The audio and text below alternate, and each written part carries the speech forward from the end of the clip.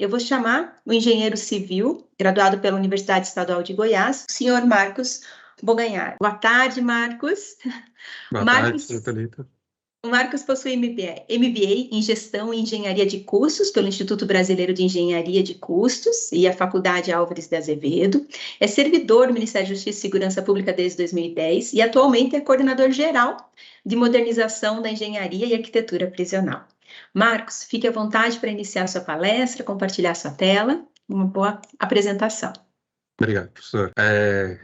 Boa tarde a todas e todos. O professor Thalita me apresentou, sou coordenador-geral da Modernização, Engenharia e Arquitetura Prisional aqui do Departamento Penitenciário Nacional, e eu vou discorrer sobre as políticas penitenciárias no âmbito do DPEM. O Departamento Penitenciário Nacional, ele é o órgão do Poder Executivo Federal, vinculado ao Ministério da Justiça e Segurança Pública. Uma das demandas que o DPEM atua é no acompanhamento e no controle da aplicação da Lei de Execução Penal, a LEP, Lei 7.210, de 1984. Também atuamos no acompanhamento e no controle da aplicação das diretrizes da Política Penitenciária Nacional, e nesse caso eu cito o CNPCP, que é o Conselho Nacional de Política Criminal e Penitenciária. Também atuamos como gestor do Fundo Penitenciário Nacional, o FUNPEN, e somos responsáveis pelo Sistema Penitenciário Federal, o SPF. No Planejamento Estratégico 2022-2032, conforme a portaria número 54, de 22 de maio de 2022, nós atuamos em 4 eixos de diretrizes: o eixo do sistema penitenciário, o eixo da integração, o eixo da inovação e o eixo de pessoas. O mapa estratégico do DPEM, anexo à portaria, ele cita a missão e a visão que nós temos aqui no âmbito do Departamento Penitenciário. Então, caso o público possa acessar, esse é o anexo da portaria em questão. No âmbito das políticas penitenciárias, nós podemos especificar 5 políticas em atuação pelo DPEM: a valorização do servidor, fortalecimento do sistema prisional brasileiro, promoção da cidadania do preso e dos egressos do sistema penitenciário, inteligência penitenciária, e a área que eu atuo mais diretamente, que é o FONPRES, atualizando a todos os participantes sobre a estrutura que nós temos aqui na Coordenação Geral. Então, atualmente, a diretora do Departamento Penitenciário Nacional, a doutora Tânia Maria Matos Ferreira Fogaça, ela é a instância superior a nós.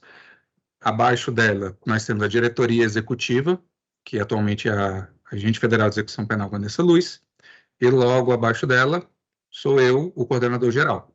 A minha estrutura hoje conta com uma divisão, que é a Divisão de Desenvolvimento de Projetos de Engenharia. O servidor é o André Oliveira Soares. Temos também a Coordenação de Engenharia e Arquitetura Prisional, a COENAP, no nome do Gabriel de Barcelos Conceição e Silva, e a Coordenação de Gestão Técnica da Engenharia Prisional, no nome do engenheiro Antônio Carlos Paula Martins. Cada um desses coordenadores possui algumas divisões, sendo a Divisão de Análise Técnica de Engenharia Prisional, o servidor João Bulhões de Lima Neto, vinculado ao Gabriel, a Divisões de Engenharia das Regionais Norte, Nordeste e Centro-Sul, especificamente Marcos Alexandre Munson Júnior, André Ribeiro Maté de Werneck e David de Lima Alves, todos vinculados à coordenação do Antônio Carlos. O departamento em si, ele não é só a diretoria executiva. Nós temos a Diretoria de Inteligência Penitenciária, que atualmente é o senhor Dr. Josélio Azevedo de Souza, a Diretoria de Sistema Penitenciário Federal, que é o Dr. José Renato Gomes Vaz, e a Diretoria de Políticas Penitenciárias, Dr. Sandra Bel. As áreas de atuações da minha coordenação geral, enquanto a minha atuação aqui dentro, sempre voltou e volta-se à gestão de pessoas, à execução das obras nas unidades federativas e no sistema penitenciário federal, a utilização dos recursos públicos federais transferidos às unidades, dos quais eu vou discorrer posteriormente, as parcerias com a temática de projetos e obras prisionais, convênios e termos de execução descentralizado e o Parque Tecnológico da Engenharia Prisional. Quanto aos repasses, eu vou frisar 2 tipos de repasse que nós atuamos. O primeiro é o repasse voluntário, com os regramentos históricos da Instrução Normativa número 1 de 97, Portaria Interministerial 127 de 2008, Portaria Interministerial 507 de 2011, Portaria Interministerial 442 de 2016, na verdade. E todos os contratos de repasse ou os instrumentos voluntários que nós celebramos nós temos a Caixa Econômica Federal, uma grande parceira, como mandatária da União na atuação desses contratos dessas obras. Atualmente, com uma database de informações de novembro de 2022, temos 50 contratos de repasse vigentes, uma perspectiva de geração de 20 mil vagas, com uma transferência de recursos financeiros da ordem de 710 milhões de reais, indicação de contrapartida de 173 milhões de reais, um total de investimento de 888 milhões de reais.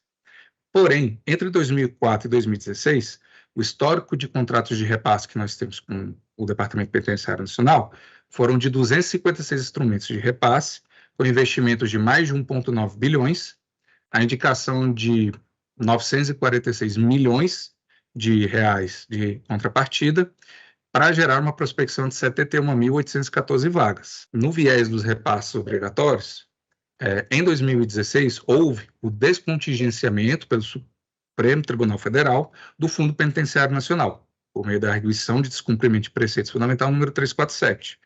Diante desse descontingenciamento, a Lei Complementar número 79, que é a Lei do Fundo Penitenciário Nacional, a qual no seu artigo 3º cita que os recursos devem ser aplicados em posição, reforma, ampliação e aprimoramento de estabelecimentos penais, culminou na Lei 13.500, que incluiu o parágrafo 6º, que é vetado o contingenciamento de recursos do FUNPEN.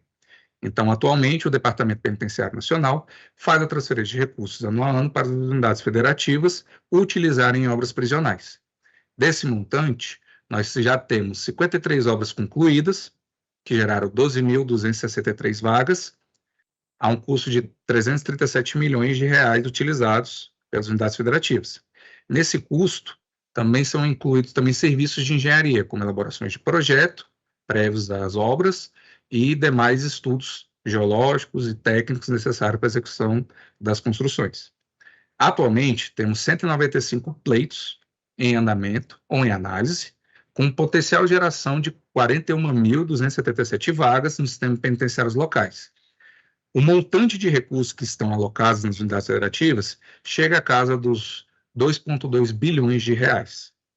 Então, no somatório geral, temos 248 demandas de engenharia e arquitetura prisional, uma geração potencial de 53.540 vagas e a aplicação de 2,5 bilhões de reais de recursos federais, todos transferidos do FUNPEN. Então, em um resumo de 2004 a 2022, o Departamento Penitenciário Nacional já investiu mais de 4 bilhões de reais, aproximadamente, unificando transferências voluntárias e obrigatórias, e houve a indicação de esperando 1 bilhão de reais das unidades federativas para a conclusão desses contratos de repasse, dessas obras. Então, para se ter uma magnitude do investimento que ocorre no Brasil desde 2004, nós temos aproximadamente 5,4 bilhões de reais utilizados para uma potencial geração de 125.354 vagas. Atualmente, nós temos o Plano Nacional de Segurança Pública. Ele foi promulgado pelo Decreto 10.822, de 28 de setembro de 2021, e na sua meta 10, ele cita que o DPEM precisa providenciar e ajudar junto ao Ministério da Justiça no aumento do quantitativo de vagas no sistema prisional, um total de 677.187 vagas até 2030. Nós temos ações em andamento visando atender esse planejamento. Já fizemos a instrução sobre a demanda de mais recursos públicos para serem aplicados, e a nossa diretora executiva já sinalizou junto com o Ministério da Justiça para a inclusão na PELOA de 2023. PELOA é o Projeto de Lei Orçamentária Anual. Então, nós já temos a sinalização do montante que precisamos ano a ano para poder tentar gerar essas vagas. Temos também referenciais que foram elaborados pelo TED, Termo de Execução Descentralizada número 1, 2018, com a Universidade de Brasília, e não são só projetos referenciais. Durante o evento serão discorridos todos os produtos e as temáticas que envolvem esse termo de execução descentralizada. Nós temos diversas áreas e produtos entregues pela UNB, desenvolvidos academicamente e já postos em prática. Então, a UNB ela não fez só projetos referenciais, ela fez um arcabouço de documentos técnicos, bibliográficos, administrativos e mínimos necessários para que a gente possa alcançar o atingimento da meta 10. Temos também, atualmente, fomentado obras na metodologia APAC, que é a Associação para a Proteção e Assistência aos Condenados. Nós temos atualmente 4 obras que estão em andamento, certo? E o DEPEN também, nesse decorrer dos últimos anos, promoveu o aumento do quadro técnico de engenheiros e arquitetos, com uma contratação temporária, que ainda se faz necessário uma renovação desse quadro, pois o total de vagas ofertadas, que foram 107, não obteve a totalidade de aprovados. Então, dentro dos planejamentos das ações, nós temos uma solicitação para recompor as vagas que não foram preenchidas. Também está em atuação, pois já foi feito parcialmente, a renovação do parque tecnológico do DEPEN, com a aquisição de workstations e softwares de arquitetura. Então, estamos agora em busca dos softwares de engenharia e principalmente de orçamentação. Cabe ressaltar que esses workstations, que são notebooks de alto desempenho, com teclado, mouse, dockstation e HD, foram doados às unidades federativas antes do período eleitoral. Temos também as ações de celeridade na análise dos pleitos, que são as transferências obrigatórias. Com o apoio da contratação temporária, obtivemos avanços muito significativos nessas análises.